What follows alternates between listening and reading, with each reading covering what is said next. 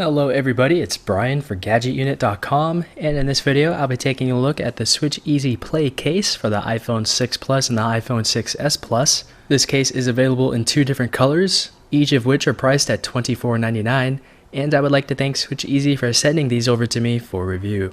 I will be taking a look at the smoke or darkened model of this case. So let's go ahead and start off by taking a look at the packaging.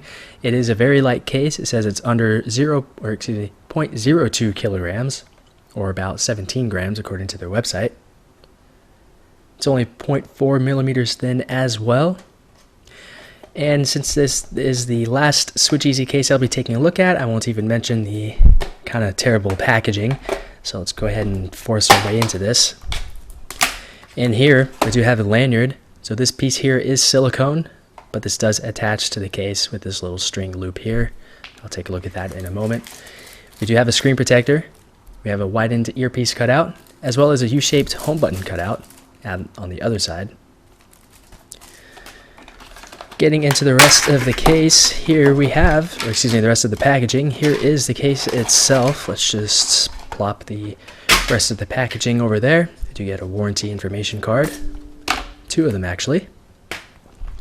Here is the case itself. So this case, they say, is the world's thinnest case that happens to have a viewing stand, which is right here.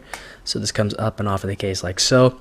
It is plastic. I don't know how well this construction will last, but the actual legs here that stick out of the stand aren't that long, so I think that over time this will kind of wear off or just not be that strong in general. The darkened material that you see throughout is TPU, while this clear piece is sort of a thin polycarbonate matte feeling type of material. Installation is very simple. Just start with the volume button side first, and the other side snaps up and over the device. Let's take a tour of this case. On the left side, we do have volume button covers. This entire side of the case is rather loose, as you can probably tell on camera, especially the volume down button. The feedback is just the complete opposite of what you have on the top button. This one feels normal, whereas this one's kind of not even on it all the way, so it just doesn't feel complete. I'm not sure how this is on the 6s Plus, but at least on the 6 Plus, it just doesn't feel right at all.